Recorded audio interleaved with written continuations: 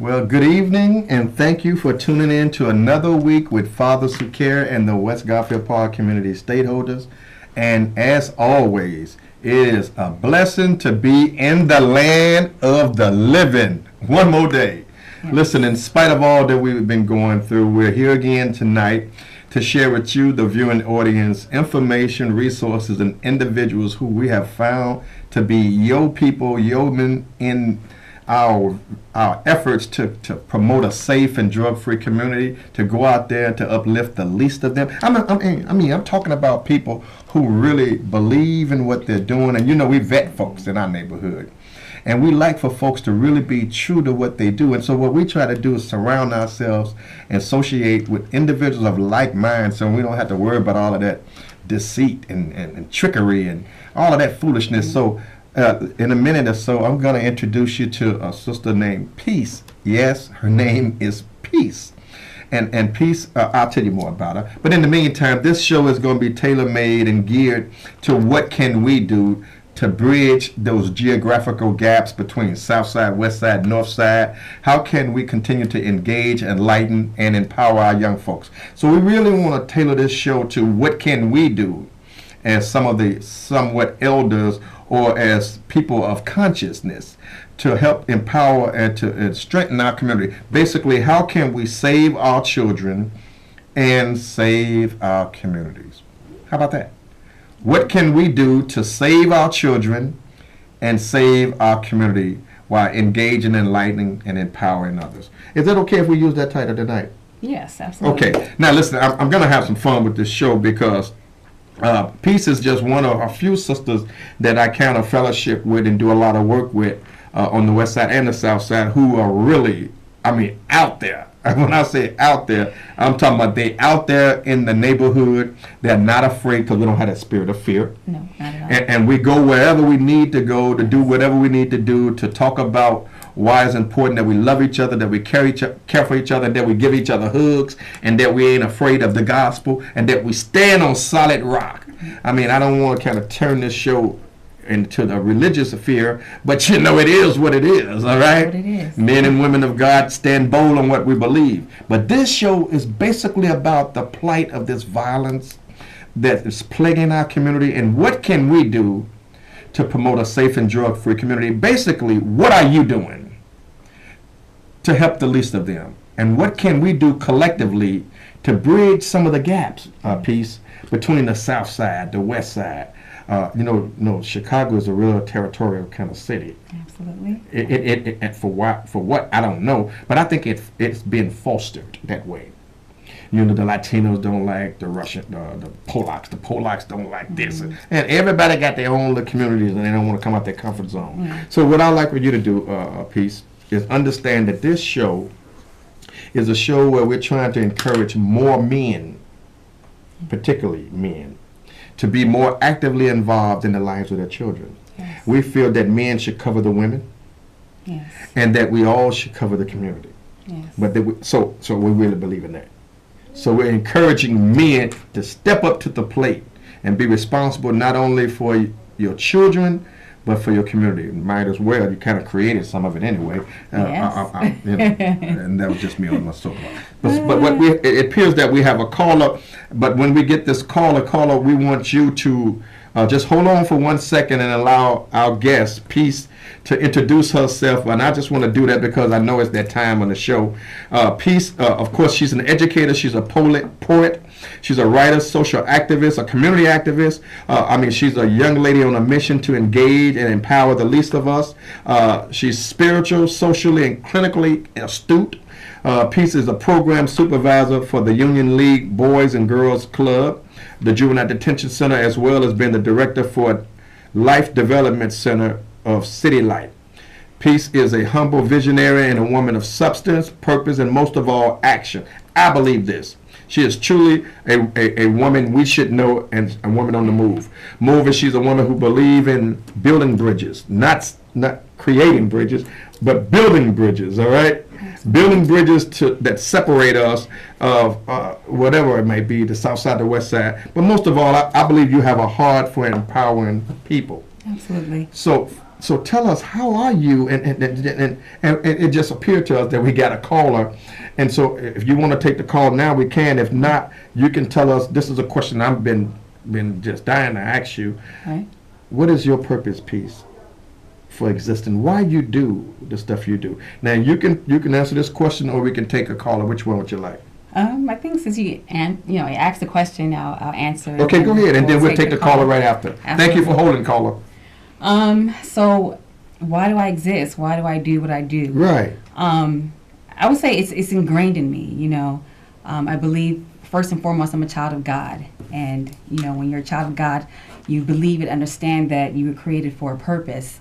And so I would say I knew my purpose, probably fairly young. It wasn't developed. Wow, that's heavy. However, I think I'm right now. I wouldn't say I think. I know that I'm in full standing in my purpose, which some of the things that you mentioned, which is, God gives us these talents and gifts. And so in the mental health profession, as a community organizer, developer, ability to, create poetry in a sense, or creative writing. And then Would you share some of that with us later on, maybe a little bit? Sure. Okay. Sure. But go ahead, I didn't mean to cut you off. And so again, God puts these gifts and talents in you, and really our purpose, or I should say my purpose, is really to share that with the world, to empower others, to multiply myself in the best way that I know how. I'm still developing, so every day it's a learning experience, and being open to know and being connected to the Creator as He guides us through this life. Your name is Peace. Yes. Peace. Yes. I just wanted to say that. Calling you on the air. Everyone seek Yes, or look for peace. my right? name is Daryl. I'm calling because I want to make a comment that I think that most men, black men especially, we have to get involved in our communities and make a difference because our communities are going in the other direction. The young men think they're standing on the corner. When I was a young man, you had one or two dope dealers in the neighborhood. Now everybody wants to be the dope dealer. Nobody wants to be the factory worker. Nobody wants to be the painter. Nobody wants to cut the grass. Nobody wants to work for CTA. These guys don't want these real jobs no more, and I don't understand why, because it provides for your children, and it provides for your family, and it helps your mom, your dad at home if you ever have to do anything for them.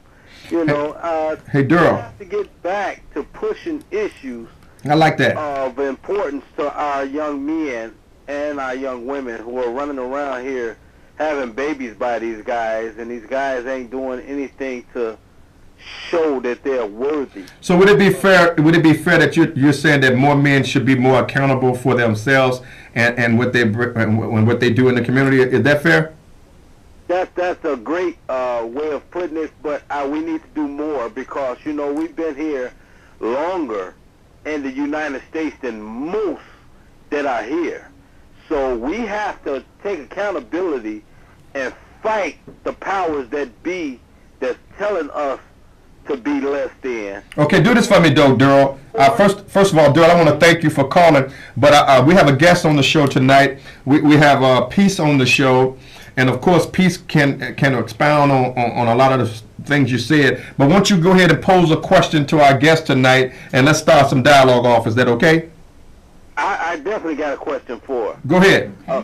Okay. What I want to say is that my question is, what do you think about our involvement in the community as far as the men go? Wow. What do you think we I like need that. to start and get involved at? I like that. I like that, Daryl. I think I heard Daryl say, what do you feel about men or lack of men or men? What's your vision of men or your opinion of men in the community today? Would that be fair? Yeah. Okay, absolutely. go ahead. That's a great question. I thought so. Thanks, Daryl. And a question that, I think I ponder all the time. I think recently I created a song off of what I think our men should do. I'm not going to sing that, but I can tell you the gist of it, which really is we need our men to get connected. We need you to get connected back to the Creator. there's this sense of, women submitting to men, or women being a helpmate to men, and it's hard to follow a man who has no vision. And so we need men who have vision, and my understanding is that the only way to understand your vision and what you were created for is that you have to get connected back to the Creator. Wow. And so how do you get back connected to the Creator? Through prayer, through communion with men who are doing things that you admire, and see that essence of God inside of them to kind of guide you and lead you. But most importantly is getting back connected to the Creator, because He's the one who foremost can guide you and lead you, and then everything else kind of comes along with that. And so my best advice would be get back connected to the Creator. And hopefully understand your purpose. And that's where the purpose comes from. The purpose does come from the Creator. Exactly. But you have to give the Creator some time to invest in you. Exactly. Absolutely. So you can crystallize that, because once He gives you the vision, He will make the provision. Absolutely. All right. So hey, listen. You're watching Fathers Who Care. Of course, it's live. 312-738-1060. Our guest this evening, of course, is a healthcare professional, mental health clinician.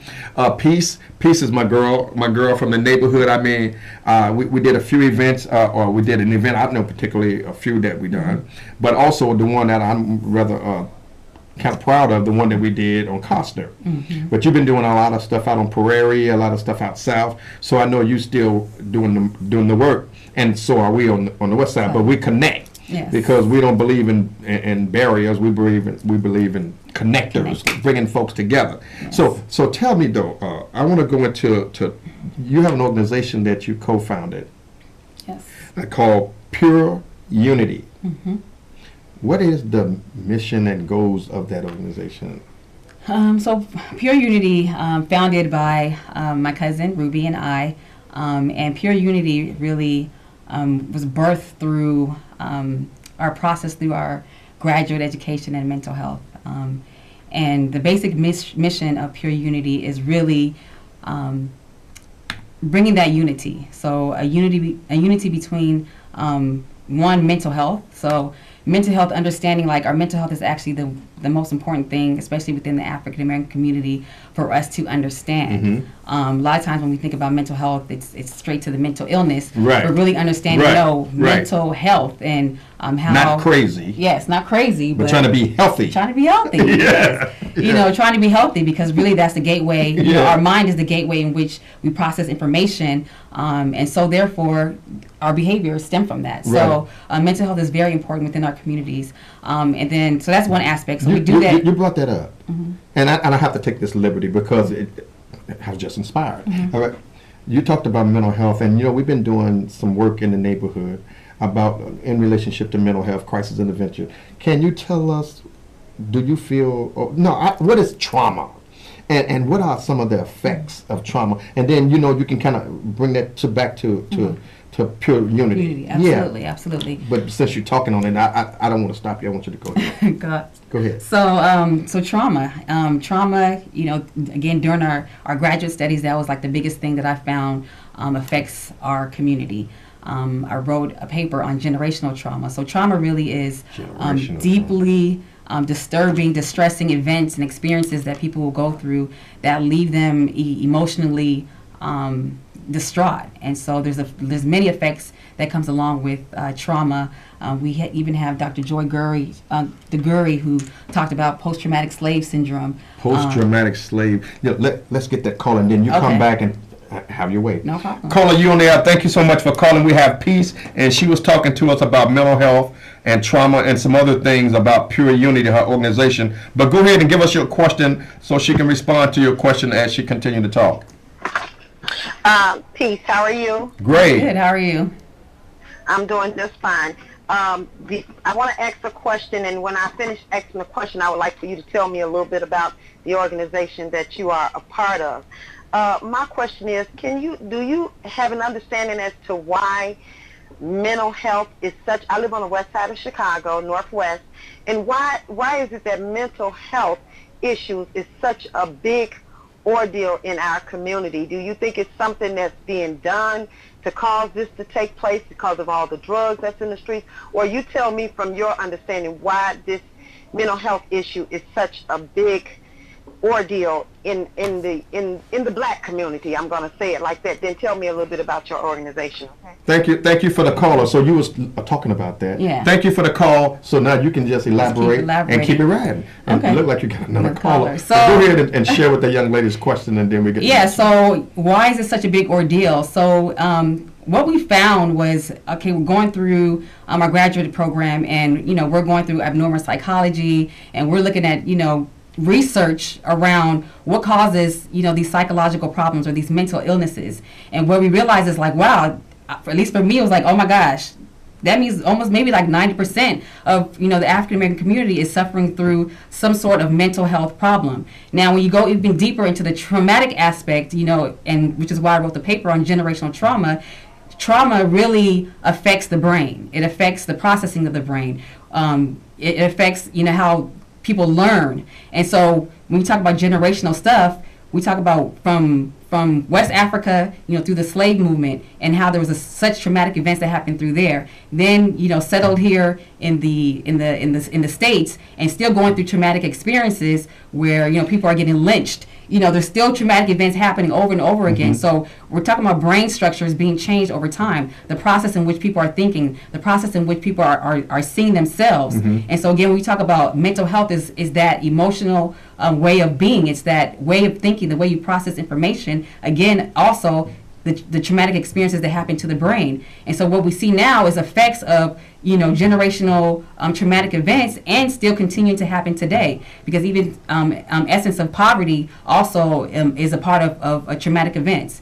And so why is it so it's a big ordeal? Because this is our history. But why are folks afraid of it? Well, now I like what the young lady was talking about, and I think for the most part, when folks don't know, they don't know. Exactly. All right. Exactly. So talk to that. Why when folks start to talking about mental health or mental wellness as opposed to mental illness, folks get kind of discombobulated and don't quite understand what we're saying. Exactly. We're not saying. Let's get the caller. I don't want to. Let's get the caller, and you keep on sharing. Would you do that? Yeah. Caller, thank you for calling in. Your comment or question, please. Yeah, my question is, what can you do to help the youth and the West African Party youth out? I mean, West African Party.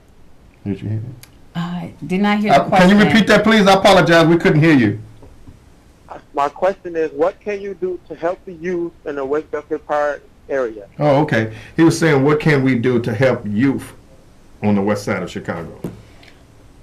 Young people. Young people. Yeah, what can we do to engage, enlighten, and empower young people? Well, go ahead. Have your moment. My I said generic answer for that would be, there's a sense of identity and purpose that people have to identify. I always preach that, Jesus knew his identity, kind of knew his purpose at a very young age. And, so many times, especially in our society now, we have parents who are telling us to go this way, that way, do this, do that. When really, like I said, for me, I think really at the age of 8, like I kind of knew this, this whole mental health, like I just knew that I knew that. And so I also believe that's true for our young people. And so we get our young people engaged in purpose, things that they already know that they're talented and gifted in, and begin to invest in those talents and gifts, then we'll find, more youth who are purpose driven versus kind of just going whichever way, trying to find their way, versus being kind of true to their identity. Well, and I'm glad you kind of brought that up, because, I kind of pride myself on, the way I get out, I'm always with young folks. Yes, I believe young people can't be what they can't see. Yeah. So if we're really going to inspire young folks, we have to be an inspiration to young folks. So I enjoy engaging them, and I enjoy them engaging me, because they keep me on my toes. So I like the fact that we are having an opportunity, you and I and some of the others that we associate with, we fellowship with, and that we're in the same circle, to kind of bridge gaps territorially. Yeah. Now I'm a real stickler about folks having issues with West Side over South Side. Yeah.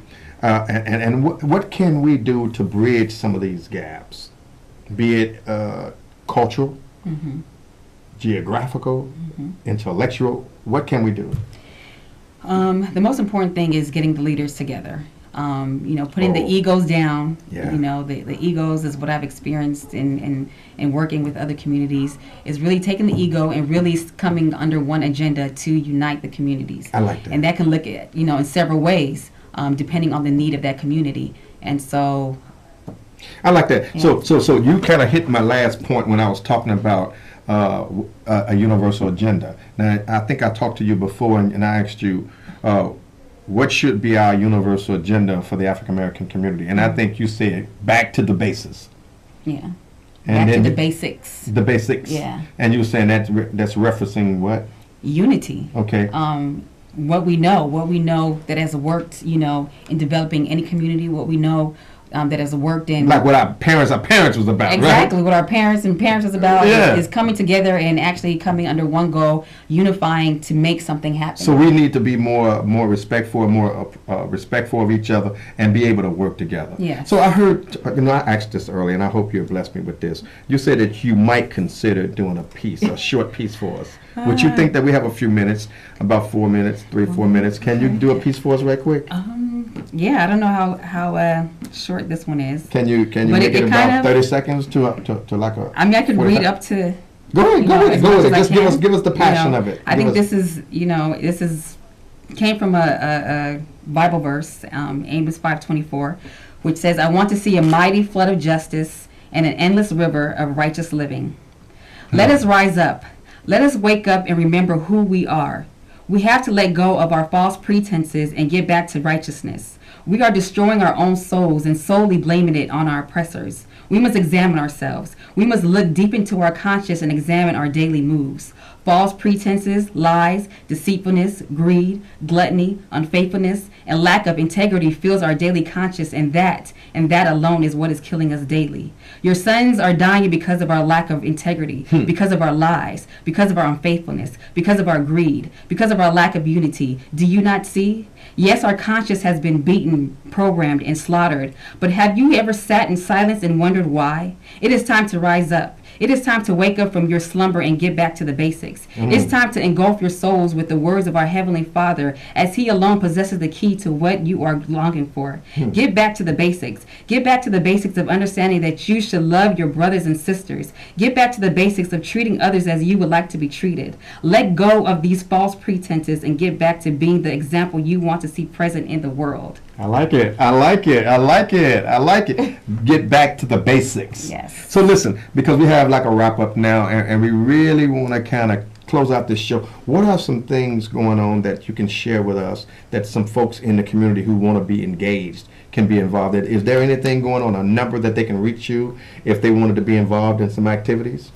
Well, again, Pure Unity, we're truly focused on one aspect of the mental health, and the other aspect is bridging the gap between African and African Americans.